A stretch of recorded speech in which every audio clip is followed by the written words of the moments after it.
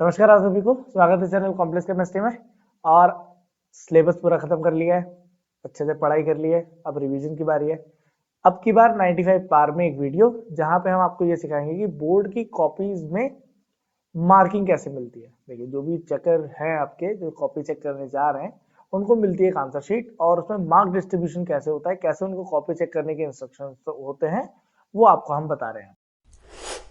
जो भी आप ऑब्जेक्टिव्स लिखने जा रहे हैं 1 से लेकर 20 तक, असर्शन रीजन तक, उनमें जो भी आंसर आप लिखने जा रहे हैं उन आंसर्स को ऑप्शन के साथ लिखा जाता है, बिना ऑप्शंस के नहीं लिखा जाता। फॉर एग्जांपल, क्वेश्चन नंबर 1 डाला आपने और वहां पर मान लीजिए आपका आंसर है बेरियम सल्फेट, तो अगर आपने उसका ऑप्शन नहीं लिखा है तो थोड़ा सा दिक्कत में आ जाएंगे आप। तो पहले लिखिए आप ऑप्शन बी बेरियम सल्फेट, जैसे कि देखिए यहाँ पे लिखा हुआ पहले बारे में, या ऐसा समझिए। हमारे पास फोर्थ क्वेश्चन है, फोर्थ क्वेश्चन का एग्जांपल है सोडियम, तो आप लिखिए ऑप्शन ए सोडियम। या क्वेश्चन नंबर 9 में दिया हुआ है ए टंग, तो आपको लिखना पड़ेगा option A tongue.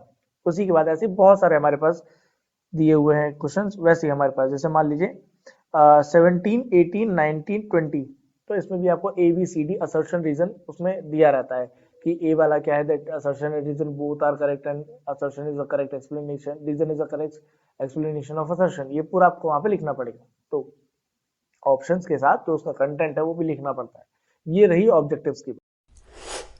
Section B को देखते हैं। देखिए, सेक्शन बी में होता क्या है, 2 मार्क्स के मेनली क्वेश्चन आते हैं। ठीक है, अब 2 मार्क्स के वो वेरी शॉर्ट टाइप के होते हैं। अब उसमें हो सकता है वो 1 या 2 क्वेश्चन पूछ ले, या हो सकता है आपको लिख के दे दे कि आप उसके अंदर 2 ऑप्शंस लिखिए या 2 वेज लिखिए किसी भी चीज को रिप्रेजेंट करने के। ठीक है, प्रॉपर्टीज लिखिए, कोई भी 2 लिखिए। तो यहाँ पे देखिए दिया हुआ है, जैसे क्वेश्चन नंबर 21 है, response of any two given argument, जो भी आर्ग्यूमेंट है उसके आपको 2 कोई भी ऑप्शन लिखना है।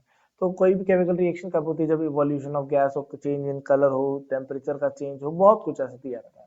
तो आपको कोई भी 2 लिखने हैं, तो आपने यहाँ पे 3 ऑप्शन दिए हुए हैं वहां पे, इसमें से कोई भी 2 आप लिख सकते हैं, ऐसा कोई दिक्कत नहीं है। ठीक है, तो चेकर जो है वो एज पर वो चेक कर लेते हैं कैसे चेक करना है। ठीक है, तो क्वेश्चन नंबर 22 दिया है, यहाँ पे दिया हुआ है कि फर्टिलाइजेशन के प्रोसेस में कैसे कैसे स्टेप्स लगती हैं। तो यहाँ पर हमारे पास जो प्रोसेस है उसको समझाने के लिए 4 स्टेप हैं, तो 2 मार्क्स के हुए, तो एक स्टेप प्रॉपरली 0.5 मार्क्स का हो जाएगा। सिमिलरली ऐसे 0.5 सारे के सारे 0.5 मार्क्स के हो गए। अब ऐसे सबको ऐड कर लेंगे।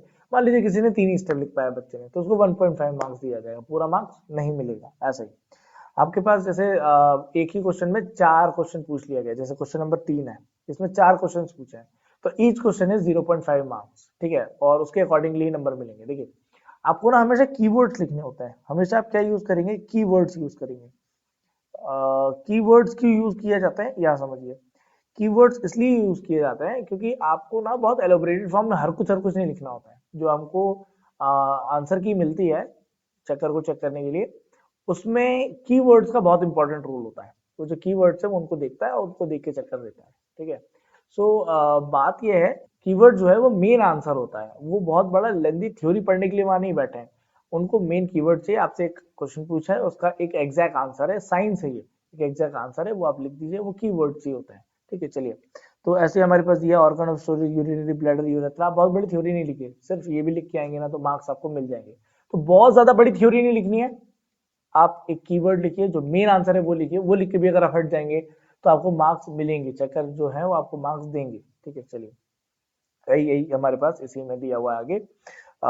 24 नंबर का क्वेश्चन है, 2 मार्क्स का ये भी है। तो जो लाइट है वो ट्रेवल करती है एक मीडियम से दूसरे मीडियम में, तो क्वेश्चन पूछा है, तो ये 0.5 प्लस 0.5 का है। ठीक है, तो जो क्वेश्चन है उसके अकॉर्डिंगली अगर आप एक ही सेंटेंस में अगर 2 चीजें पूछ ली गई हैं, तो उसके अकॉर्डिंगली अगर आप आंसर करते हैं तो 0.5 अवॉर्ड किया जाता है अकॉर्डिंगली। ठीक है, जैसे यहाँ पर 25 नंबर का दिया हुआ है कि पहले तो आपको जो दिया हुआ है वो गिवन का मार्क्स है, गिवन के मार्क्स के बाद जो आपका सॉल्यूशन है उसका मार्क्स है, और जो आंसर आप लेके आए ये उसका मार्क्स है। तो ये मार्क डिस्ट्रीब्यूशन है 0.5, 1 एंड 0.5। ठीक है, अब इसी में आपको और भी आगे क्वेश्चन पूछे गए तो उसका भी डिस्ट्रीब्यूशन है 0.5, 0.5 और 1 मार्क्स का डिस्ट्रीब्यूशन है। ठीक है, ऐसे ही देखिए, आपसे अगर मान लीजिए 2 क्वेश्चन पूछे गए तो ऊपर वाला भी 1 मार्क्स का है, नीचे वाला भी 1 मार्क्स का है, तो ऐसे करके मार्क डिस्ट्रीब्यूशन ने किया हुआ है। देखिए, सेक्शन सी की बात कर रहे हैं। सेक्शन सी ना बेसिकली 3 मार्क्स का होता है। सेक्शन सी में हमारे पास यहाँ पे जैसे लिखा हुआ है, above reaction is a thermite reaction. ये आपको सिर्फ लिखना है कि जो ऊपर वाला रिएक्शन है वो थर्मिट रिएक्शन है। तो हो गया आपको ना, यहाँ पे ऑप्शन में दिया है ए के ऑप्शन में 2 क्वेश्चन थे, तो ए के ऑप्शन में अगर आप कोई भी एक अटेम्प्ट करें ऊपर या नीचे वाला तो आपको उसके 1 मार्क्स अवार्ड कर दिया जाएगा, ठीक है। उसके बाद सब्सटेंसेस एल्यूमिनियम और सब्सटेंसेस MnO2, तो इसके लिए 0.5 0.5, क्योंकि एक ही क्वेश्चन में 2 क्वेश्चन पूछा गया है, एक सही आंसर देंगे तो 0.5 मार्क्स मिलेगा। ऐसा नहीं ना कि आप आधा लिख देंगे या दोनों सही लिखेंगे तो ही 1 मार्क्स मिलेगा, आधा से लिखेंगे तो 0.5 मार्क्स मिलेगा। एल्यूमिनियम में प्रेफरेबली थर्मिट रिएक्शन में आगे दिया हुआ और इसमें भी यहाँ पे 2 क्वेश्चन पूछा है सी में, तो दोनों में से कोई एक सही लिखने पर 1 मार्क्स आपको यहाँ पे मिलने जा रहा है, ठीक है। ऐसे ही आपके पास और भी हैं, तो 3 मार्क्स है, 3 मार्क्स का डिस्ट्रीब्यूशन वो अकॉर्डिंगली कर लेते हैं कि क्वेश्चन किस हिसाब से है, ठीक है। चलिए आगे बढ़ते हैं। हमारे पास ना कुछ क्वेश्चन ऐसे भी है जहाँ पे आपको डायग्राम भी बनाना पड़ सकता है, तो अगर आप डायग्राम नहीं बनाएंगे ना तो मार्क्स आपको नहीं मिलेंगे। जैसे ये क्वेश्चन दिया हुआ है, diagram to represent the process of refining, तो ये 2 मार्क्स यहाँ पे आपको दिए हुए हैं, ठीक है। चलिए आगे दिया हुआ है आपको ये 29 नंबर का क्वेश्चन, उसमें 3 क्वेश्चन पूछे हैं, तो सब कुछ एक एक और 1 मार्क्स है।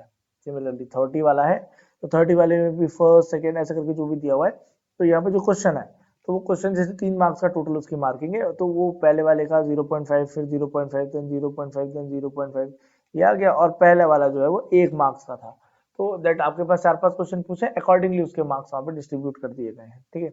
चलिए आपके पास दिया है 31 वाले में refractive index of a medium, ऐसा कोई क्वेश्चन पूछा है, तो वो जो क्वेश्चन की जो मार्क लिस्ट है वो ऐसे डिस्ट्रीब्यूट कर दी जाती है कि जैसे 0.5 मार्क्स इसका है, 0.5 मार्क्स इस बात का है। अगर उसमें 2 क्वेश्चंस पूछे गए हैं तो दैट एक पहले वाले का 0.5, सेकंड वाले का 0.5 मार्क्स है, ऐसा, ठीक है। सेक्शन डी है, उसमें 5 मार्क्स का क्वेश्चन आता है। ऐसा नहीं करते हैं कि एक लॉन्ग आंसर लिखने के लिए आपको दे दिया है, देखिए यहाँ पर बेसिकली आपसे क्वेश्चंस लिखे जाएंगे, एक क्वेश्चन लिखा जाएगा, उसका आप डायरेक्ट आंसर दीजिए, 1 मार्क्स मिल जाएगा। कहीं कहीं ऐसा होता है कि वही क्वेश्चन ऑप्शन में आ जाता है, जैसे क्वेश्चन नंबर 2 है, क्वेश्चन नंबर 2 के ऑप्शन में एक और क्वेश्चन दे देंगे, तो वो क्वेश्चन नंबर 2 का ही रहेगा, चाहे तो ऊपर वाला अटेम्प्ट कर लीजिए, चाहे तो नीचे वाला अटेम्प्ट कर लीजिए।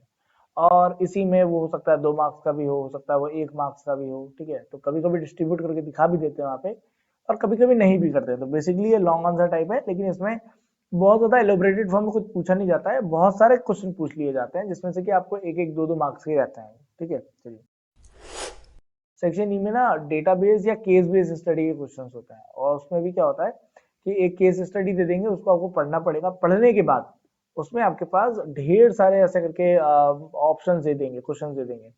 उन क्वेश्चंस के लिए 1-1 मार्क्स अलॉटेड रहता है, वो 4 मार्क्स का ही हमारे पास है, तो 2 मार्क्स कहीं पे 1 मार्क्स, कहीं पे 2 मार्क्स के क्वेश्चन, ऐसे करके उसको डिस्ट्रीब्यूट कर देते हैं। कहीं हाफ मार्क्स का भी होता है कुछ, तो ऐसे करके उसको डिस्ट्रीब्यूट करते हैं। उसका भी आपको आंसर 1-1 लाइन 2-2 लाइन में करना पड़ता है। अब जहां तक से आंसर आप देखेंगे, साइंस में अगर आप करेक्ट आंसर लिखते हैं तो आपको मार्क्स पूरे मिलने हैं, अगर आप करेक्ट आंसर नहीं लिखते हैं तो फिर आपको मार्क्स मिलने वहां पे कुछ कंपल्सन जैसा नहीं है। तो करेक्ट लिखिए, रेदर देन कि आप बहुत ज्यादा लिखें, कि आप करेक्ट लिखें, वो बहुत ज्यादा इंपॉर्टेंट है। Thank you so much video देखने के लिए। अगर आप एंडिंग तक आए हैं तो आप ये भी जान लीजिए कि ये जो सीरीज है बहुत प्यारी सीरीज है। यहाँ पर हम पूरे के पूरे सैंपल पेपर्स जो आए हैं उनको हम यहीं पे आपको सॉल्व करा के देंगे। पूरे जैसे आज स्कीम समझाई है, ऐसे ही हम आपको क्वेश्चन पेपर भी समझाएंगे, कैसे उनको सॉल्व करना है, कैसे लिखना है, कैसे एग्जाम हॉल में जाना है, क्या लेके जाना है, क्या नहीं लेके जाना है, पेन कैसा, कौन सी चीज ले जानी चाहिए, कौन सी चीज नहीं ले जानी चाहिए, सब कुछ रहेगा उसमें। So don't be afraid of this कि आपके मार्क्स नहीं आने वाले, मार्क्स बहुत अच्छे आने वाले हैं।